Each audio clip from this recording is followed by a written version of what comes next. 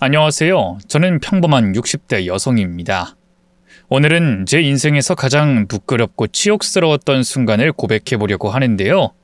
가슴속 깊숙이 묻고 살아왔던 이야기지만 누구에게라도 좀 털어놓고 싶은 마음에 용기 내어 썰밤의 문을 두드리게 됐어요. 부디 제 이야기가 누군가에게는 반면교사가 되길 바라며 시작해보겠습니다. 저는 제 또래 여느 여자들이 그렇듯 평생 살림과 자식 뒷바라지에만 매달리며 살아왔어요. 그렇다고 젊은 시절이 특별히 고생스러웠던 건 아닙니다. 오히려 꽤 평탄했다고 할 수 있죠. 남편이 교편 잡는 사람이라 큰 돈은 못 벌어도 매달 꼬박꼬박 안정적으로 월급을 가져다 줬고요. 경제적으로 넉넉한 편이었던 시댁에서도 이것저것 도움을 많이 주셨거든요. 왜 가난이 대문으로 들어오면 사랑은 창문으로 도망간다는 말이 있잖아요. 집에 돈이 없으면 깨가 쏟아지던 부부 사이도 깨질 수밖에 없단 뜻이죠. 결혼은 엄연한 현실이니까요. 반대로 얘기하면 돈만 있으면 어지간해선 부부 사이가 흔들릴 이유가 없다는 건데 저희 부부가 딱 그랬네요. 간혹 다투긴 해도 금방 풀고 살았고요. 아들 하나 딸 하나 낳아 부족함 없이 키웠더랬죠. 아이들도 제 속을 썩일 일이 없었어요. 둘 다 잔병치레 없이 건강하게 잘 자라줬고요. 누굴 닮았는지 공부도 곧잘 했거든요. 그렇게 평온했던 제 삶에 위기가 찾아온 건 결혼한 지 15년이 좀 넘었을 때였습니다. 성실하고 가정적이던 남편이 언젠가부터 부쩍 퇴근이 늦어졌고요. 주말에도 이런저런 핑계를 대면서 밖으로 돌았어요. 여자의 촉이라고 해야 할까요? 바로 수상함을 감지하고 남편이 뒤를 밟았는데요. 아니나 다를까 다른 여자와 바람을 피우고 있더군요. 상대는 남편이 일하던 학교에서 행정일을 도맡아 하던 서무였는데요. 이혼하고 혼자 저희 아들 또래 딸을 키우고 있었어요. 학교 행사 때문에 오며 가며 저도 안면을 익힌 사이였죠. 어디 그뿐인가요? 종종 집으로 초대해 함께 밥을 먹거나 주말에 아이들 데리고 여기저기 놀러 다니기도 했네요. 여자 혼자 애 키운다는 게 얼마나 힘들까 싶어서 마음이 쓰였거든요. 그런데 설마 이렇게 뒤통수를 맞을 줄이야. 친하게 지내던 애엄마한테서 뒤통수를 맞자 충격과 배신감이 2배로 더 컸어요. 고작 학교 서무인 이혼녀와 바람난 남편에게도 실망감이 컸죠. 젊고 예쁜 여자를 만난 것보다 더 자존심에 상처가 났다고 해야 할까요? 왜 하필이면 은재 엄마랑 바람이 난 거지? 똑같은 아줌마에 심지어 그쪽은 이혼녀인데 내가 그렇게 여자로서 별로야? 요즘 살도 좀 찌고 피부 관리도 안 해서? 스스로를 자책하면서도 남편이 미워 견딜 수 없었어요. 10수년 동안 믿고 살았던 배우자인데 어떻게 이렇게 내 등에 칼을 꽂을 수 있는지 도저히 이해할 수 없었습니다. 그 시대엔 남자가 바람이 나도 그러려니 하는 분위기였는데요. 전 그렇게 넘길 수 없었어요. 처음 남편의 외도를 알게 된 날은 충격에 빠져 그냥 집으로 돌아왔지만요. 다음날 바로 남편 학교로 찾아가 그 상간녀의 머리채를 잡았죠. 너 인연, 애 딸린 이혼녀 주제 내 남편하고 붙어먹어? 네 가정 파탄 났으면 남의 가정도 파탄 나야 한다는 거야 뭐야? 사모님 뭔가 오해가 있으신 모양인데. 오해? 내가 어제 너랑 내 남편이 거리에서 부둥켜 안고 쪽쪽거리는 걸 다 봤는데 오해는 뭔 놈의 오해야? 내 남편이 니년 집에도 들락날락거리는 거 다 알고 있어? 아니에요. 진짜 아니에요. 아니라고? 그럼 니 딸년 불러다가 물어볼까? 걔도 알 거 다 아는 나이 아니야? 너랑 내 남편이 무슨 사이냐고 한번 물어보지 뭐. 자기 딸 얘기가 나오자 상간녀의 얼굴이 하얗게 질렸어요. 갑자기 털썩 무릎을 꿇고 싹싹 빌기 시작하더군요. 사모님, 제가 잘못했어요. 사모님이 저한테 얼마나 잘해주셨는데 제가 절대로 그러면 안 됐는데 제가 너무 삶이 팍팍하고 힘들어서 누구한테든 기대고 싶어서 죄송해요. 죽을 죄를 지었으니 제발 제 딸만큼은 그냥 더 주세요. 애가 무슨 잘못이 있겠어요. 은재 걔는 아무것도 몰라요. 진짜예요. 지 자식 건드린다고 하니까 바로 꼬리 내리는 거 봐. 이년아, 네 자식이 중하면 남의 자식도 중한 걸 알아야지. 애는 너만 키워? 니년 때문에 우리 애들은 지금 하루아침에 애비를 잃게 생겼다고. 어쩜 내 남편이랑 붙어먹으면서 뻔뻔하게 나랑 우리 애들 얼굴 볼 생각을 해? 죄송해요. 바로 헤어질게요. 다신 석정씨랑 만날 일 없을 거예요. 그러니 제발 한 번만 너그럽게 용서해 주세요. 급기야 상간녀는 닭똥 같은 눈물을 뚝뚝 흘리며 울기 시작했어요. 멍청하게 그 꼴을 지켜보고 있던 남편이 그제야 제 쪽으로 다가오더군요. 그래 여보, 학교에서 이게 무슨 소란이야. 미애 씨랑 난 그냥... 그 입 안 닥쳐? 처자식 버리고 다른 여자랑 바람난 주제 뭐 잘났다고 입을 놀려?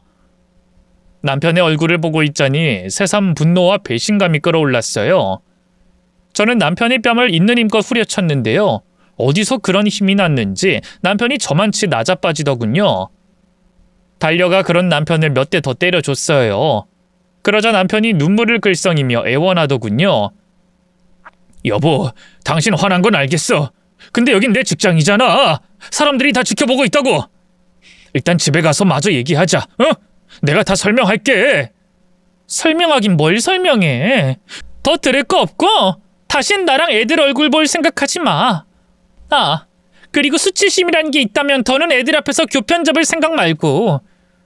혹여나 그랬다가 내가 교장 선생님한테도 찾아가 따지고 학부모들 모아다가도 항의할 거야. 저 상간녀도 다신 학교에 발 못 붙이게 할 거고. 저는 몰려든 다른 교사들도 들으란 듯이 크게 외친 다음 학교를 빠져나왔어요. 잠시 후 남편이 허둥지둥 그런 제 뒤를 쫓아왔죠. 여보, 내가 잘못했어. 미애씨, 아니 그 여자랑은 끝낼게. 진작에 헤어지려고 했다고. 근데 그 여자가 자꾸 못 헤어진다고, 나 없으면 못 산다고 울고불고 해서. 당신도 알잖아, 내가 마음 약한 거. 애 딸린 이혼녀라 불쌍해서 만난 거지 다른 마음 없었어. 진짜야.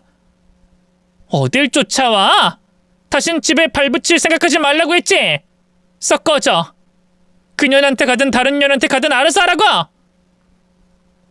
저는 그 자리에서 한 번 더 불같이 화를 내며 남편을 쫓아냈어요.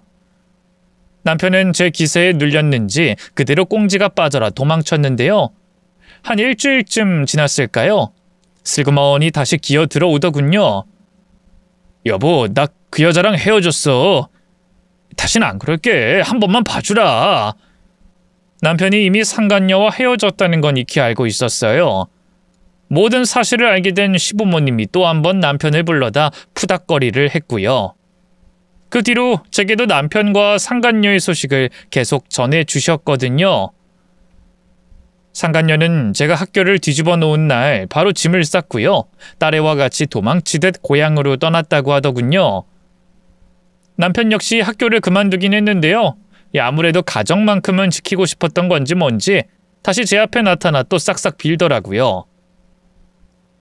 당신 아직도 화났어? 내가 잘못했어. 제발 용서해 주라. 나 어머니 아버지한테도 혼 많이 났어. 진짜 정신 차렸다고. 여기가 어디라고? 당장 안 나가? 저는 그런 남편을 망설임 없이 쫓아내려고 했어요. 그런데 바로 그때 방 안에 있던 아들이 달려나와 남편을 잡더군요. 아버지, 가지 마세요. 어머니, 제발 아버지 한 번만 용서해 주세요. 전 두 분이 헤어지는 거 싫어요. 다 같이 살고 싶다고요. 예전처럼. 아들이 제 앞에서 엉엉 울기 시작했어요. 중학교 들어간 뒤로 부쩍 어른스러워진 아들이었는데 그렇게 서럽게 우는 모습을 보니 제 마음도 덩달아 흔들리더군요. 아이들만 생각하면 가정을 유지하는 쪽이 더 맞는 게 아닐까 싶었어요. 저도 일찍이 아버지를 여인 채 자라서 한부모 가정의 서름을 잘 알고 있었거든요. 하지만 한편으로는 남편을 그렇게 쉽게 용서할 수 없었어요. 남편의 배신은 저뿐 아니라 아이들에게도 너무 큰 상처를 남겼으니까요. 철민아, 네 아버지가 한 짓이 얼마나 나쁜 건지 넌 아직 잘 모를 거야. 엄마는 절대 이대로 그냥 넘어갈 수 없어. 네 아버지가 잘못했다고 빈다고 해서 모든 게 원상태로 돌아가는 건 아니란다. 아들은 울먹이며 고개를 끄덕였지만 여전히 남편의 팔을 놓진 않았습니다. 그러자 남편이 무릎을 꿇고 절 바라보며 말했어요. 여보, 정말 미안해. 내가 평생 죽을 때까지 당신한테 내가 지은 죄 갚아 나갈게. 당신이 원하면 뭐든 할게. 우리 애들 철민이랑 지영이를 위해서라도 나 받아주면 안 될까? 남편의 눈빛은 그 여느 때보다 간절하고 진지했어요. 망설이던 저는 옆에 있던 아들에게 물어봤어요. 철민아, 넌 아버지가 다시 집으로 돌아왔으면 좋겠어? 그러자 머뭇거리던 아들이 고개를 끄덕였어요. 네, 아버지가 어떤 잘못했는지도 저도 알아요. 근데 그래도 아버지 없이는 못 살 것 같아요.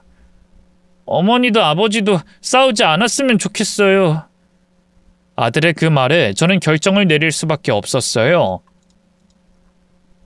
남편에 대한 믿음과 애정은 이미 산산조각 났지만 아이들을 생각해 받아주기로 말이죠. 하지만 제 감정은 감정대로 정리가 필요했어요. 그래서 남편을 보며 단호하게 말했죠. 좋아, 한 번만 더 기회 줄게. 하지만 내가 말한 조건 지켜야 해. 당신이 진심으로 반성하고 철민이랑 지영이를 위해 변하겠다는 걸 보여줘야 해. 만약 한 번이라도 다시 내 믿음을 저버린다면 그땐 정말 끝이야. 철민이 앞에서 약속해. 그럼 당연하지. 2번 다시 실망시키지 않겠다고 약속할게.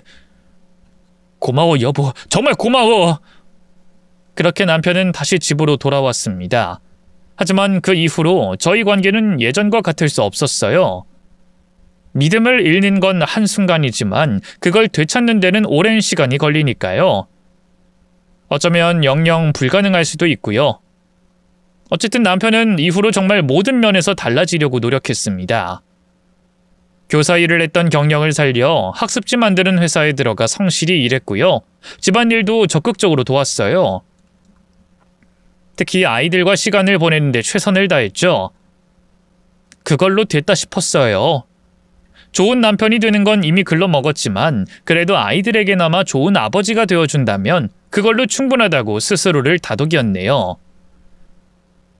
제 마음속 깊은 곳엔 여전히 남편에 대한 배신감과 원망이 자리 잡고 있었지만 그걸 꺼내봤자 아이들에게 상처만 줄 뿐이라는 걸 잘 알았거든요. 저는 제 감정을 꾹꾹 눌러 담으며 그럭저럭 평범한 일상을 이어갔습니다. 남편 역시 그런 저의 감정을 눈치챘는지 제게 아내로서의 뭔가를 더 요구하진 않았어요. 그저 아이들의 엄마로서 저를 존중하려고 노력했죠. 그 태도 덕분이었는지 저희 집은 어찌어찌 다시 안정을 찾을 수 있었습니다. 그 덕분인지 아이들도 무탈하게 잘 자라줬어요. 첫째였던 아들은 서울에 있는 명문대를 졸업한 뒤 대기업에 들어가 첫 사회생활을 시작했죠. 딸은 해외로 유학 갔다가 거기서 한국계 미국인을 만나 결혼하게 됐고요. 빈둥지 콤플렉스라고 하나요? 품 안의 자식이었던 아이들이 어느덧 성장해 각자의 길을 가게 되자 마음이 헛헛하더라고요. 하나 있는 남편이라곤 그저 애들 같이 키우던 동거인이나 다름없는 존재였으니까요. 아들도 그런 제 상태를 눈치챈 걸까요? 부쩍 제게 신경을 쓰더군요. 일이 바쁠 텐데도 자주 전화를 걸고요. 주말엔 모자끼리 오붓하게 데이트하자면서 저를 밖으로 불러내곤 했어요. 인석아, 넌 만나는 여자도 없어? 어떻게 맨날 엄마하고만 놀아? 왜요? 어머니랑 데이트할 수도 있죠. 지영이도 시집 갔는데 너도 얼른 좋은 짝 만나야지. 전 여자에 관심 없어요. 평생 이렇게 어머니 모시고 살고 싶어요. 아들의 그 말이 좋기도 하면서 한편으로는 걱정도 됐어요. 정말 이대로 노총각으로 늙어 죽는 거 아닐까 싶어서 말이죠. 실제로 아들은 30쪽이 다 되어갈 때까지 만나는 여자 하나 없었는데요. 그쯤 되니 혹시 남편 바람났던 게 트라우마가 돼서 그러나 싶기도 하더군요. 남편도 걱정이 됐는지 시부모님에게 부탁해 맞선 자리를 알아보더라고요. 지 아버지한테도 끔찍하게 자라던 아들이었던지라 거부 못하고 몇 번 선을 봤는데요. 집신도 짝이 있다고 다행히 걔 중에 아들과 마음이 잘 맞는 아가씨가 있었죠. 시아버지가 운영하는 회사 간부의 손녀딸이었는데요. 유순하고 밝은 성격이 참 마음에 쏙 들더군요. 꼭 결혼까지 성사됐으면 했지만 부담스러워할까봐 내색하진 않았는데요. 다행히 둘이 1년 정도 예쁘게 잘 만나다 식을 올렸죠. 며느리는 결혼 후에도 살갑게 절 대했어요. 주말이면 저희 집에 들러 저녁을 먹고 가고요. 작은 선물 하나라도 꼭 들고 왔죠. 어머니, 이거 어제 이 겨울옷 사러 갔다가 본 스카프인데요. 화사하니 너무 예뻐서 사왔어요. 어머니가 쓰시면 딱 좋을 것 같아서요. 아이고, 이런 거 사오지 말라니까. 뭐하러 자꾸 돈을 써. 나중에 애 낳으면 돈 들어갈 일 천진데. 그러니까 그 전에 더 어머님, 아버님한테 써야죠. 저쪽도 잘하고 있으니까 걱정 마세요, 어머님. 제가 얼마나 짠순인데요. 사람 좋게 웃는 며느리를 볼 때마다 저는 늘 감사한 마음이 들었어요. 이런 며느리를 얻었다는 게 행운처럼 느껴졌죠. 늙으면 그저 자식 잘 되는 게 최고라고 이제 더 바랄 게 없다 싶었네요. 몇 년 뒤에 아들 내외가 그토록 바라던 손주를 안겨주기도 했고요. 물론 부부관계를 생각하면 마음 한편엔 늘 답답함이 있었어요. 자식들을 다 떠나보내고 나니 남편과의 관계가 그저 형식적인 껍데기 같았거든요. 사랑은커녕 정도 뭣도 없는 그저 동거인 같은, 아니 그보다 못한 사이. 어느 날 문득 그런 생각이 들더군요. 이대로 남편과 남은 인생을 보내는 게 맞을까? 차라리 지금이라도 이혼하면... 자식들도 이미 각자 자기 가정을 꾸렸겠다. 지금이 적기라는 생각이 들더군요. 더 늦기 전에 제 삶을 살아보자 싶었죠. 그런데 이혼 얘기를 꺼내려던 무렵 남편이 뜻밖의 사고를 쳤어요. 친구 보증을 잘못 써는 바람에 그동안 모아둔 돈은 물론 집까지 날려버린 거예요. 저한테는 한마디 말도 없이 저지른 짓이라 얼마나 화가 났는지 몰라요. 당신 미쳤어? 나한테 말도 없이 다른 사람 보증을 서주면 어떡해? 미안해 여보. 상철이 그 자식이 하도 자기 살려달라고 울고불고 난리를 쳐서. 그런다고 보증을 서줘? 그게 얼마나 무서운 건지 몰라? 난 몰랐어. 상철이 그 자식이 절대 아무 탈 없을 거라고, 자기가 다 잘 막을 거라고 했는데 그 나쁜 놈 지금 연락도 안 돼. 다른 애들 말로는 해외로 튄 것 같대. 좀 순진한 구석이 있었던 남편은 친구의 배신에 많이 괴로워했어요. 집안은 풍비박산이 났는데 들어누워 끙끙 앓기만 했죠. 다행히 시댁에서 도와주셔서 길바닥에 나앉는 건 면했는데요. 그래도 남편에 대한 실망감은 컸어요. 기왕 이혼을 결심한 거 바로 질러버리자 싶었죠. 하지만 참 하늘도 무심하시죠? 그쯤에 남편의 건강 상태가 급격하게 나빠졌어요. 날이 갈수록 살이 내리고 눈밑이 퀭해졌죠. 뭔가 이상하다 싶어서 남편을 병원에 데려갔는데요. 충격적이게도 위암이라 하대요. 제법 진행 속도가 빨라 항암 치료와 수술이 시급한 상태였죠. 안 그래도 절망에 빠져있던 남편은 더 큰 시리에 빠졌죠. 아예 치료를 거부하더라고요. 그냥 이대로 죽을래. 이 바보같이 친구 놈 말만 듣고 전 재산을 날렸는데 더 살 이유가 없어. 무슨 말이 그렇게 해. 돈이야 다시 벌면 되는 거지. 어머님 아버님이랑 애들 생각해서라도 어떻게든 살아. 내가 살 가치가 있는 놈일까? 당신한테도 애들한테도 자꾸 짐이 되는 것 같아서 너무 미안해. 남편의 무책임한 태도에 화가 났지만 한편으론 안쓰럽기도 했어요. 형편없는 몰골로 흐느끼는 남편을 보니 차마 헤어지잔 말을 할 수가 없더라고요. 암 환자 버리고 도망가는 나쁜 년이 된 것 같은 죄책감이 들어서 말이죠. 아무리 저희 관계가 형식적인 수준으로 내려앉았다지만 그래도 죽는 걸 그냥 내버려둘 순 없잖아요. 그래서 남편 병만 완치되면 그때 이혼하자 결심했어요. 남편을 설득해 치료를 받게 하고요. 저는 남편 대신 생계를 꾸려나가기 위해 작은 식당을 열었죠. 하지만 시련은 거기서 끝나지 않았어요. 그 와중에 시아버지가 사고로 돌아가시면서 시댁 가세가 급격히 기울었어요. 시아버지 회사가 문을 닫고 저희도 몰랐던 숨은 빚들이 튀어나오면서 난리가 났죠. 빚잔치를 하고 나니 시아버지의 그 많던 재산은 한 푼도 남지 않았고요. 더는 시댁에 손을 벌릴 수 없게 됐네요. 오히려 연로한 시어머니 생계까지 제가 책임져야 했죠.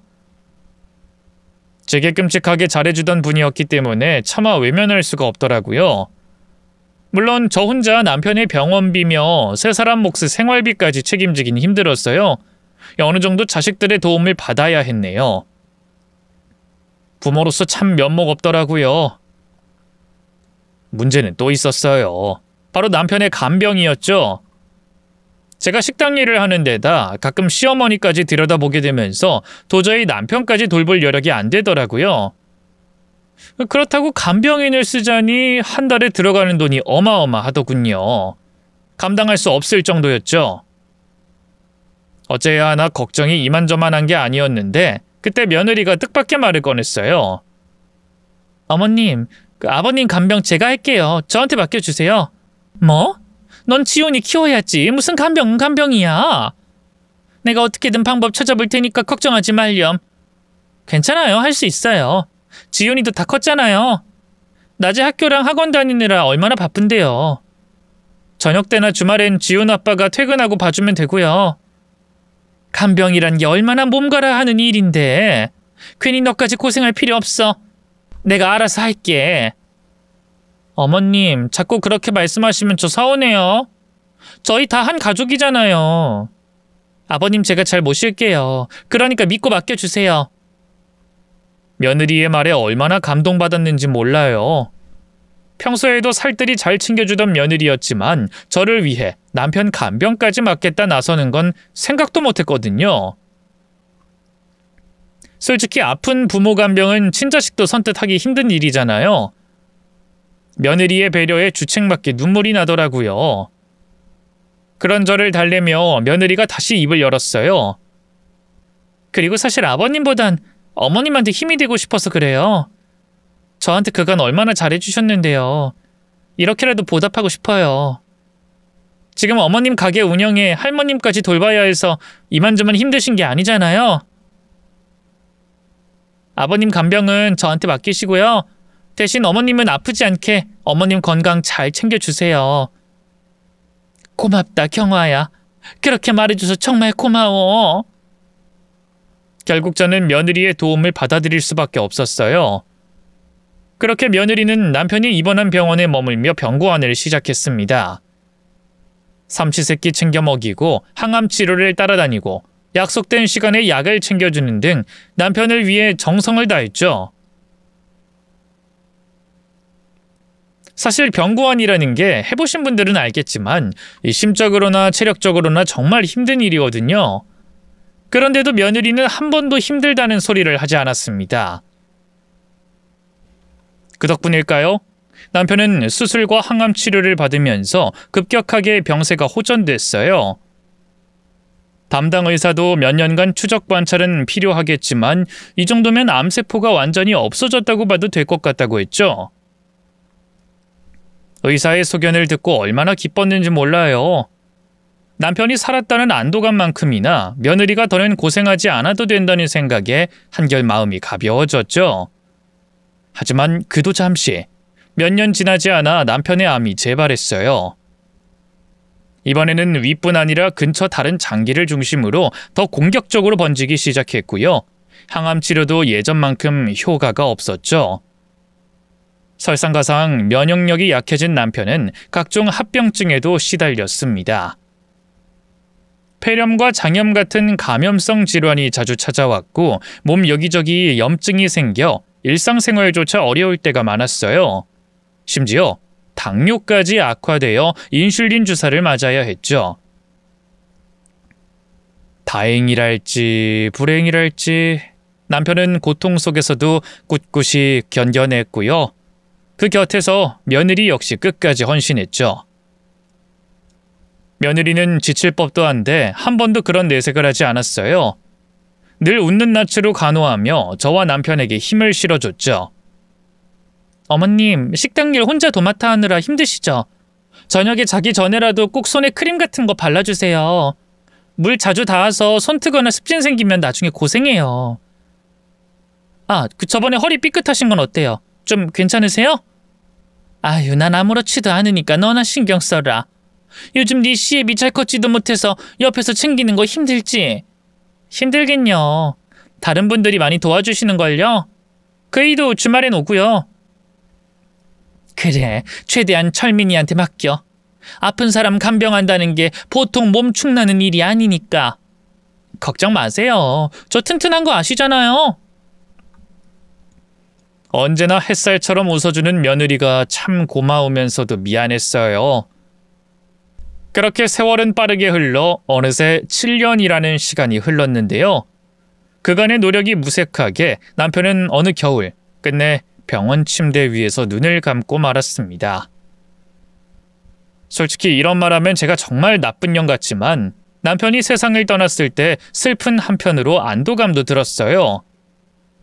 더는 며느리나 다른 식구들이 고생하지 않아도 된다는 생각에 말이죠. 아마 아픈 가족이 있는 분들이라면 공감하시지 않을까 싶네요. 남편의 장례를 치르고 난 뒤 저는 며느리를 붙잡고 말했어요. 경화야, 네가 없었으면 나도 무너졌을 거다. 내가 평생 이 은혜 갚아야 하는데 살면서 다 갚을 수 있을런지 모르겠다. 어머님, 그게 무슨 말씀이세요? 저는 아버님이 편히 가실 수 있게 도와드린 것만으로도 충분해요. 그 말을 듣고 더 결심했어요. 남편을 위해 이렇게까지 헌신해준 며느리에게 꼭 은혜를 갚겠다고요. 남편이 떠난 뒤 본격적으로 가게 장사에 박차를 가했습니다. 남편 병원비로 빚이 좀 생긴 터라 더 열심히 일할 수밖에 없었죠. 근데 참 신기하죠? 가구를 단단히 다져 그런 건지 뭔지 신기하게도 식당 일이 점점 잘 풀리기 시작했어요. 원래 골목 안쪽에 위치해 있어서 아는 사람들만 찾아오는 단골 장사였는데요. 어디서 입소문이 났는지 점점 손님이 몰려들었고요. 운 좋게 지역신문의 맛집으로 몇 번 오르내리면서 매출은 더욱 급증했죠. 기회를 놓치지 않고 가게를 확장하고 직원을 충원했어요. 그러자 돈이 돈을 번다고 통장에 들어오는 돈의 자릿수가 확 달라졌죠. 빚도 갚고 여유가 생기니 제일 먼저 며느리가 생각났어요. 우선 며느리 앞으로 작은 건물을 하나 사줬죠. 며느린 괜찮다며 몇 번을 고사했지만 기어코 건물 증서를 며느리 손에 쥐어줬네요. 또 늘 수수하게만 다니던 며느리가 마음에 걸려 백화점에서 명품 가방과 비싼 옷도 몇 벌 사줬어요. 어머님, 저 진짜 이런 거 필요 없어요. 입고 나갈 곳도 없다고요. 그럼 나 만날 때 입으면 되잖니. 그동안 늘 시아버지 병고안하느라 허구한 날 추레하게만 살았잖아. 더 늙기 전에 예쁜 옷 입고 좋은 곳 많이 다니렴. 정말 안 그러셔도 되는데. 감사해요, 어머님. 부담스러워할 거 하나도 없어. 경환이가 없었으면 우리 집이 어떻게 됐겠니? 이 정도는 해줘야 내 마음이 좀 편하다. 제가 너무 며느리만 챙기니 아들 입장에선 좀 질투가 났던가 봐요.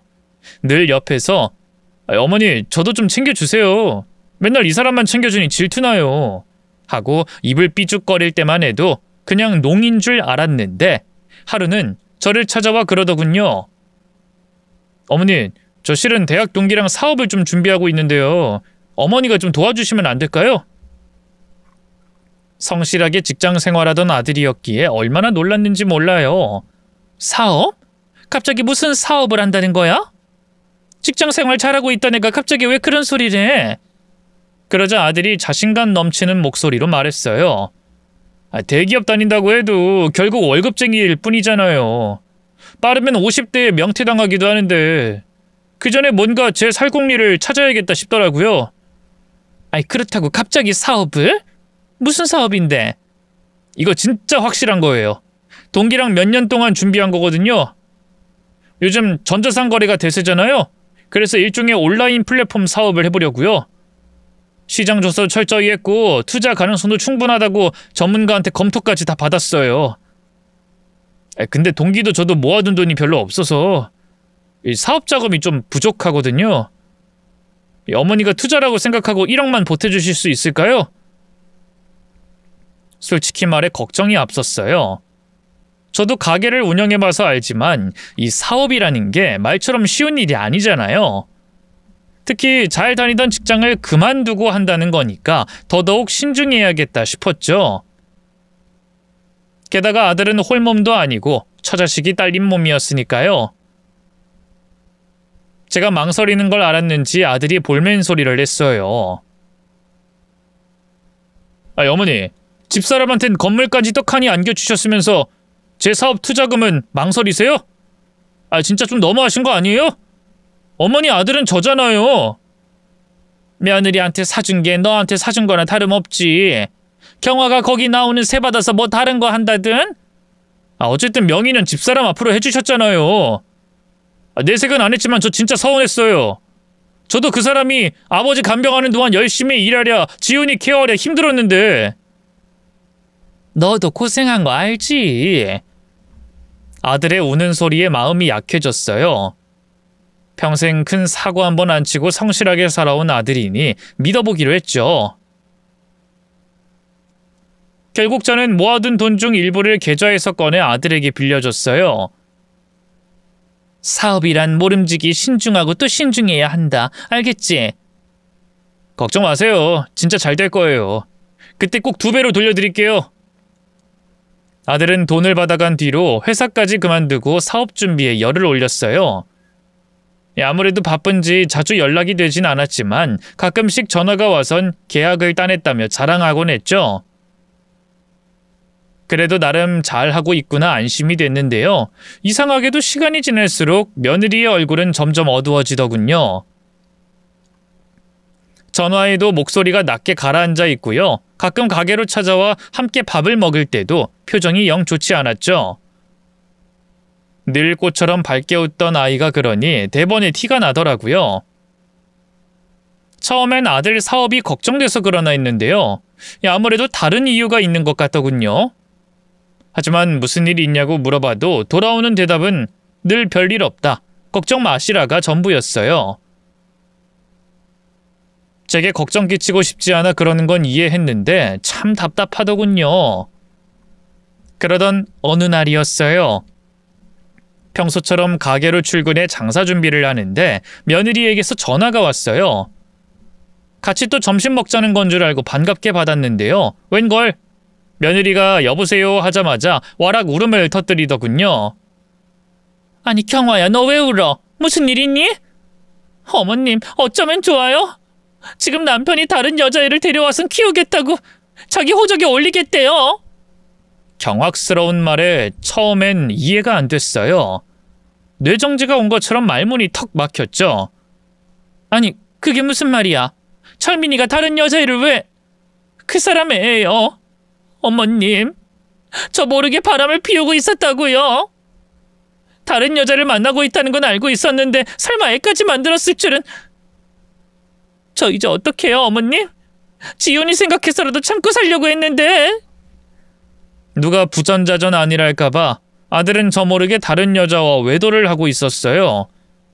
며느리도 몇 달 전부터 그걸 눈치채고 표정이 안 좋았던 거였죠. 처음 며느리에게 들켰을 때만 해도 헤어지겠다고 했다는데요. 차일피일 시간을 끌더니만 결국 집에 그 상간녀 애까지 데리고 왔다 하더군요. 전화를 끊자마자 즉각 아들네 집으로 달려갔어요.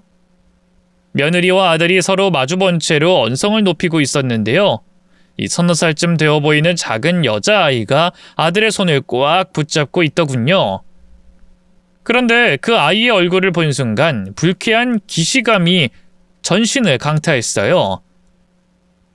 째진 눈이며 작은 입, 오묘하게 보이는 눈물점까지 그 아이의 얼굴이 자꾸만 지난날의 누군가를 생각나게 하더군요. 그리고 그 누군가의 정체를 깨달은 순간 저는 다리에 힘이 풀려 주저앉을 수밖에 없었어요. 그 누군가란 다름 아닌 남편의 상간녀였거든요. 그때까지만 해도 설마 했어요. 말도 안 되는 이야기였으니까요. 과거 남편이 외도했던 게 트라우마가 돼서 이러는 거겠지. 애써 스스로를 다독이며 몸을 일으켰어요. 그리고 아들에게 다가갔는데요. 그때까지도 며느리와 목청 높여 싸우고 있던 아들이 제 눈치를 보더군요. 어머니, 이 사람 전화 한 통에 못하러 여기까지 오셨어요. 나중에 따로 찾아뵙고 다 말씀드리려고 했는데. 따로 얘기하긴 뭘 따로 해? 너 사실대로 말해봐. 진짜로 네 애비처럼 다른 여자와 바람이 난 거야? 그게... 네, 맞아요. 죄송해요, 어머니. 근데 저 깨끗하게 정리했어요. 그 여자 다시는 안 만날 거고 다 끝났다고요. 바람을 피긴 했지만 이미 정리했으니 상관없다는 투로 말하는 아들을 보고 있자니 기가 막혔어요. 며느리 역시 상처받은 눈빛으로 입술을 앙 다물더군요. 하지만 아들은 그런 저희 고부의 마음을 아는지 모르는지 계속해서 말을 이어갔어요.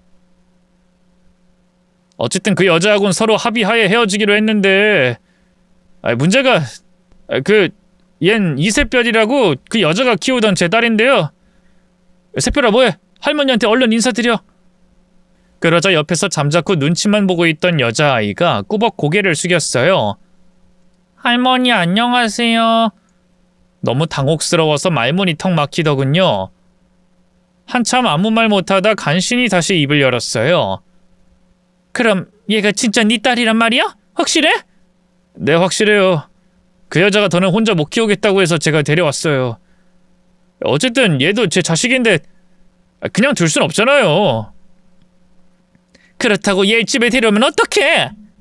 그럼 어떡해요? 안 그럼 은재 그 여자가 고아원에 버리겠다는데. 상간녀의 이름을 듣는 순간 또다시 묘한 기시감이 들었어요. 한번 확인은 해야겠다 싶어 아들에게 물어봤죠. 이 애 보면 볼수록 네 아버지가 바람났던 그 상간녀를 닮았는데 생각해보니 그 상간녀에게 네 또래의 딸이 있었거든. 너도 알지? 중학교 들어갈 쯤까진 지영이같이 셋이서 자주 놀았잖니. 근데 설마 아니지, 철민아? 그 순간 아들의 얼굴이 흑빛이 됐어요. 긍정의 대답과 다르지 않은 반응이었죠. 그때부터 제 심장은 미친 듯이 뛰기 시작했고요. 손끝은 차갑게 얼어붙는 것 같았어요. 철민아, 대답해봐. 설마 네가 바람난 여자가 그 상간녀의 딸이 맞는 거니? 아들은 한참을 머뭇거리더니 결국 고개를 끄덕였어요. 네, 어머니. 맞아요. 새별이 엄마가 예전에 아버지가 만나셨던 그분의 딸 맞아요. 어떻게 그럴 수가...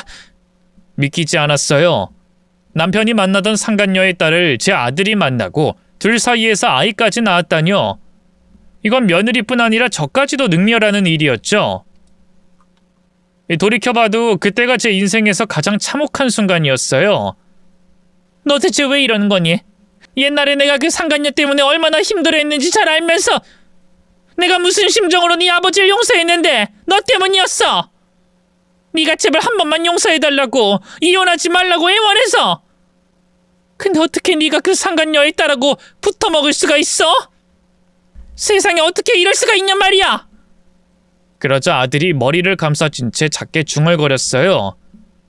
아버지한테도 어머니한테도 말씀드린 적이 없는데... 실은 은재 그 여자가 제 첫사랑이었어요. 어릴 때 처음 보자마자 좋아했었다고요. 물론 그 일 잊고는 저도 깨끗하게 잊었어요. 아니, 잊어야 한다고 생각했죠. 다른 사람도 아니고 아버지랑 바람났던 여자의 딸인데 절대 만나서는 안 되는 사이였으니까요. 근데 몇 년 전에 우연찮게 다시 재회했는데 그때부터 마음이 걷잡을 수 없이 커지기 시작했고 결국 정신을 차렸을 땐 이미 사랑에 빠져버린 뒤였어요. 저도 은재도 알고 있었어요. 우리 사이가 절대로 용납될 수 없다는 걸요. 그런데도 멈출 수가 없었어요. 어머니, 죄송해요. 정말 죄송해요. 아들은 눈물을 흘리며 고개를 숙였지만 제 마음은 한없이 날카로워지기만 했어요. 그게 네 변명이야? 넌 경화뿐 아니라 나까지도 죽인 거야. 어떻게 붙어먹을 여자가 없어도 그 여자 딸을... 죽은 네 아버지나 너나 똑같구나. 아니, 네가 더 인간 말종이야. 죄송해요, 어머니. 그치만 저희 이미 헤어졌고... 헤어지면 끝이니? 지금 그 애하고 사이에서 낳은 딸을 키우겠다고 데려왔으면서... 기막혀 묻자 아들은 아무 말도 하지 못했어요. 그러자 옆에서 울고 있던 며느리가 떨리는 목소리로 말을 꺼냈습니다. 어머님, 이제 됐어요. 저 더는 못 참겠어요. 이이가 저를 얼마나 우습게 봤으면 이러겠어요. 어떻게 아버님이 바람 피우던 상대 딸하고 만나 애를 낳고 그 애를 이렇게 데려와선 키우겠다고 해요. 저 정말 지훈이랑 어머님 생각해서 참으려고 했는데요. 안 되겠어요. 더는 못 견디겠어요. 이혼할래요. 며느리의 단호한 목소리에 아들이 황급히 며느리에게 시선을 돌렸어요. 여보 정말 왜 그래? 제발 이혼만 하면 안 돼. 새별이는 내가 책임지고 키운다고 했잖아. 절대 당신 손 안 타게 할게. 응? 우리 가족 이대로 무너지게 할 거야? 말은 똑바로 해. 우리 가족은 이미 무너졌고 내가 무너뜨린 게 아니라 당신이 무너뜨린 거야. 정신 차려 하철민. 며느리는 분노를 이기지 못하고 아들의 뺨을 때렸어요. 그리고 그대로 몸을 돌려 안방으로 들어갔죠. 그러자 아들이 긴 한숨을 쉬며 욕지기를 하더군요. 진짜 미치겠네. 이혼은 뭔 이혼이야. 그동안 집에서 살림이나 하면서 내가 벌어오는 돈으로 먹고 살았던 주제에. 어머니, 만약에 저 이혼하면 어머니가 저 사람 앞으로 사줬던 건물 저 주세요. 제가 어떻게든 되찾아올 테니까요. 아셨죠? 며느리를 무시하는 아들의 말을 듣는 순간 머릿속에 그나마 남아있던 한 가닥 이성의 끈이 끊어졌어요. 제 손이 저도 모르게 올라가 아들의 뺨을 세게 내리쳤죠. 어머니! 왜 어머니까지 때리고 그러세요? 네 죄를 네가 몰라서 그래? 제가 잘못한 건 알아요. 그치만 이미 생긴 애를 어떡해요? 남자로서 책임은 져야 하잖아요. 책임? 경화랑 상의도 없이 애를 집에 무작정 데려온 게 정말 책임이라고 생각하니? 네가 정말 책임감 있는 놈이었으면 애초에 네 애비가 바라놨던 여자 딸하고는 붙어먹지도 않았겠지? 제 악다구니의 아들은 아무 저항도 하지 못하고 맞기만 했어요. 그 모습을 보니 오히려 더 화가 치밀더군요. 내가 널 어떻게 키웠는데? 네가 얼마나 착하고 똑똑한지 아냐며 동네방네 얼마나 자랑을 했는데? 근데 너도 네 애비랑 똑같아. 네 하나뿐인 애미랑 처자식 가슴에 이렇게 대못을 박으니 좋으니? 네 아버지가 날 얼마나 짓밟았는지 네 눈으로 다 봤으면서도 똑같은 짓을 해. 그것도 그 상간녀의 딸하고. 아들은 고개를 떨군 채 죄송합니다 만 되풀이했지만 그 말로 제 분노가 가라앉을 리 없었어요. 그때 며느리가 방에서 나오더니 작은 가방 하나를 들고 나오더군요. 어머님 죄송해요. 더는 이 집에 있을 수 없을 것 같아요. 지온이는 지금 친구 집에 있는데 제가 데리고 갈 거예요. 그동안 잘해주셔서 정말 감사했습니다. 어머님은 제게 정말 친정 엄마 같은 분이셨어요. 경화야, 내가 너한테 뭐라고 말도 못하겠구나. 그저 미안하고 또 미안하다. 비싼 변호사 선임해서 꼭 소송하거라. 알았지? 위자료 청구도 하고. 내가 도울 수 있는 건 뭐든 다 도울 테니까. 제 말에 며느리는 씁쓸하게 웃어 보일 뿐 아무 말도 하지 않았어요. 그리고 마지막으로 제게 고개를 숙인 뒤 그대로 현관문을 열고 나가버렸죠. 이후 아들은 데려온 혼의 자식도 나몰라라 한 채 자신의 방에 틀어박혀 나오지 않았는데요. 며칠 뒤 집에 가보니 웬걸 상간녀의 딸이 와 있더군요. 헤어졌다고 할 땐 언제고 그새 다시 둘이 붙어먹고 있었던 거예요. 아니 너희 헤어졌다며? 근데 얘가 왜 여기 있어? 제 날카로운 질문에 아들은 아무 말도 못했어요. 그런 아들을 대신해 상간녀의 딸이 앞으로 나서더군요. 안녕하세요 어머님. 오랜만이에요. 그동안 잘 지내셨어요? 이게 잘 지낸 걸로 보이니? 네가 여기가 어디라고 기어들어와! 당장 안 나가? 어머님, 저 철민씨 진심으로 사랑해요. 어머님한테 못할 짓 한 거 아는데 그래서 헤어지려고 했는데 결국은 철민씨 포기가 안 되더라고요. 어차피 철민씨 와이프도 집 나갔고 곧 이혼할 거라면서요. 그럼 저 받아주시면 되잖아요. 제가 진짜 잘할게요. 네? 너 지금 그걸 말이라고 해? 네가 누구 딸년인데 내가 널 받아줘?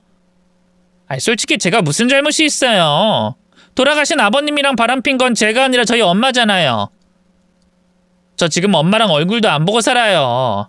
엄마 때문에 저도 충분히 힘들었다고요. 첫사랑했던 철민 씨랑도 헤어지고 주변에서는 환양년 딸이라고 손가락질 받고. 환양년의 딸이라는 게 왜? 너 환양년의 딸 맞잖아. 지 애미 닮아서 똑같이 상간짓 하는 것도 똑같은데 남의 가정 바탕내고 네 가정 새로 꾸리겠다고? 내가 그걸 그냥 두고 볼 것 같니? 제 잔인한 말에 상간녀는 입술을 깨물었고요. 이내 두 눈에서 닭똥 같은 눈물이 뚝뚝 흐르기 시작했어요.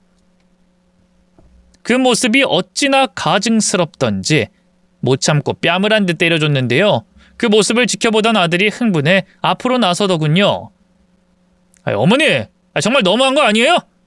은재 제가 먼저 꼬신 거예요. 이 여자는 아무 잘못도 없다고요. 뭐라고 하실 거면 이 여자한테 하지 말고 저한테 뭐라고 하세요. 때려도 저를 때리시고요. 아들은 반성의 기미가 보이지 않았어요. 제 앞에서 상간녀의 딸을 감싸고 있는 꼴을 보고 있자니 더는 안 되겠다 싶더군요. 그래, 네가 그렇게 이 상간녀 딸려나고 살아야겠다면 알겠다. 네 마음대로 해라. 대신 오늘부로 넌 내 첫 시간이다. 연 끊고 다신 네 얼굴 안 볼 테니 그런 줄 알아. 그리고 네 사업자금으로 대줬던 돈 1억도 당장 상환하고, 알겠니? 어머니 자꾸 왜 그러세요? 집사람한테는 건물도 줘놓고 꼴랑 그 1억을 다시 달라뇨. 자꾸 잊으시는 것 같은데 어머니 아들은 저예요. 집사람이 아니라 저라고요. 내 눈에서 피눈물 나게 한 여자 딸려나고 붙어먹었으면서 아들은 무슨 아들? 오늘부로 넌 내 자식 아니니까 다신 연락하지 마. 그 돈 1억도 반드시 받아낼 테니까 각오하고. 그 길로 아들 집을 나온 저는 며느리에게 연락했어요. 며느리는 제 전화를 받고도 한참 말이 없더군요. 그도 그럴 게 이미 마음속에서 저희 집안과 아들을 다 정리하려고 결심했을 테니까요. 그래도 저는 애타는 마음으로 며느리에게 사정을 얘기했습니다. 경화야, 네 마음은 알겠는데 그래도 당장은 이혼하지 말아라. 누구 좋으라고 이혼을 하니? 지훈이를 생각해서라도 챙길 건 다 챙겨야지. 일단 상간녀 소송부터 걸고 그때 위자료 청구 소송도 같이 진행해. 내가 다 도와줄 테니까. 변호사부터 선임하자. 어머님, 그 마음 너무 감사한데요. 저는 정말 더는 못하겠어요. 지훈이를 생각하면 그냥 얼른 이혼하고 깨끗이 정리하고 싶어요. 그 마음 이해한다. 하지만 네가 지금 이혼하면 철민이는 옳다구나 하고 그 상간녀랑 결혼할 거고, 그럼 그의 재산 중 대부분이 그 상간녀한테 넘어갈 거야. 내 재산은 또 어떻고? 그동안 네가 얼마나 고생했는데. 철민이 재산은 물론이고 내 재산까지 난 다 너랑 지훈이한테 물려줄 생각이다. 그래야 내가 죽고 나서도 마음 편히 눈 감을 수 있을 것 같아. 며느리는 결국 제 설득에 고개를 끄덕였고요. 전 바로 유명한 가사 전문 변호사를 찾아가 상담을 받았습니다. 상간녀와의 소송을 본격적으로 준비한 건 물론이고요. 제 모아둔 재산을 전부 며느리와 손자가 물려받을 수 있도록 신탁 설정도 함께 진행했죠. 몰랐는데 이 신탁회사 통해 넘긴 재산은 유류분 청구 대상이 아니라서요. 아들도 어찌할 방법이 없다고 하더군요. 얼마 안가 소장이 날아간 모양이죠. 상간녀와 아들이 절 찾아왔어요.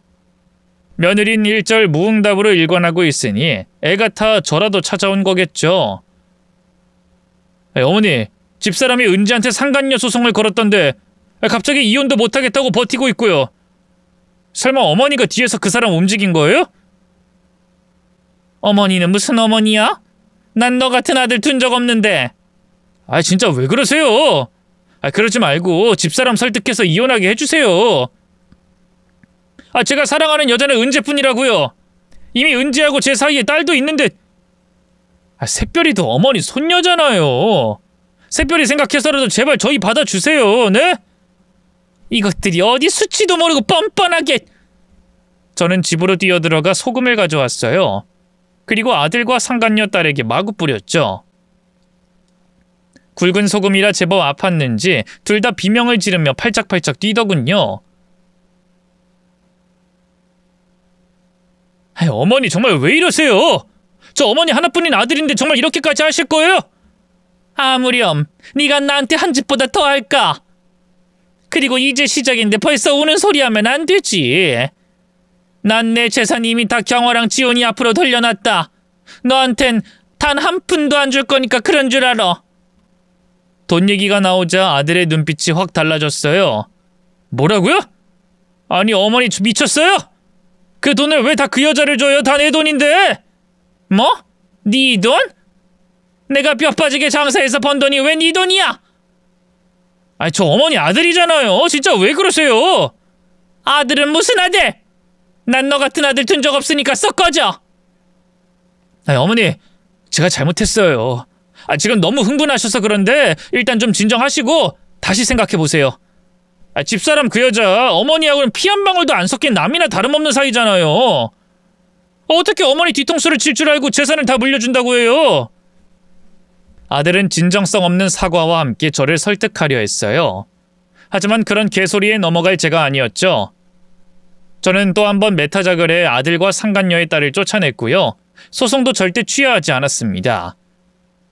지리한 법적 다툼 끝에 승리는 당연히 며느리와 제게 돌아갔고요. 상간녀는 어마어마한 위자료를 토해내야 했어요. 어디 그뿐인가요? 이 상간녀라는 게 알려져 직장도 잘렸죠. 아들에겐 더 큰 벌을 줄 수 없는 게 애석할 뿐이었는데요. 그래도 인과응보라는 게 있긴 한가 보더라고요. 그로부터 몇 년 뒤에 아들의 사업은 말 그대로 폭삭 망해버렸어요. 처음엔 잘 되는 듯 했지만 경영 미숙과 동업자의 배신으로 완전히 빚더미에 앉게 됐죠. 설상가상 상간녀와 살고 있던 아들의 집마저 압류당하고 말았네요. 그러자 아들은 절 찾아와 눈물로 매달리더군요. 어머니, 정말 잘못했어요. 그 여자랑 헤어지라면 헤어지고 새별이, 아니 그 여자 딸도 그냥 고아원에 보내버릴게요.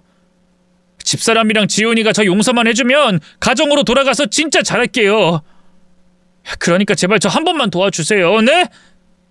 하지만 아들의 처절한 애원에도 제 마음은 단단히 닫혀 있었어요. 오히려 손바닥 뒤집듯 상간녀의 딸과 지 자식을 버리겠다는 게 인간 쓰레기처럼 느껴지기만 하더군요. 네가 내게 뭘 잘못했는지 알면 다신 여길 찾아오지 말았어야지. 네 사정이 급해지니까 또 이렇게 찾아와 눈물바람하면 내가 받아줄 줄 알았니? 됐으니 그냥 돌아가거라. 아유, 어머니 제발 용서해 주세요. 어머니마저 외면하면 저 진짜 끝장이에요. 더는 내 할 바 아니지. 저는 매달리는 아들을 뿌리치고 집으로 들어갔어요. 이후 한동안 아들 소식을 듣지 못했는데요. 나중에 알고 보니 아들은 상간녀와도 헤어지고 혼자 지내고 있다 하더군요. 어떻게든 회사를 살려보겠답시고 사채까지 썼다가 어마어마한 빚쟁이가 된 모양이더라고요. 상간녀도 도망치듯 고향으로 내려가 버렸고요. 딸은 결국 보육원에 보냈다고 하더군요. 그 어린 게 무슨 죄가 있겠나 싶어 마음이 쓰였지만 그래도 며느리를 생각해서 끝끝내 찾진 않았네요. 현재 저는 며느리 그리고 손자와 함께 살고 있어요. 이 삶이 참 파란만장했지만 결국 제 곁엔 진짜 가족만이 남은 셈이죠. 요즘은 식당 일을 줄이고 며느리와 여행을 다니며 시간을 보내고 있는데요. 하루하루가 정말 얼마나 행복한지 모릅니다. 긴 얘기 들어주셔서 고맙습니다. 모두 건강하세요.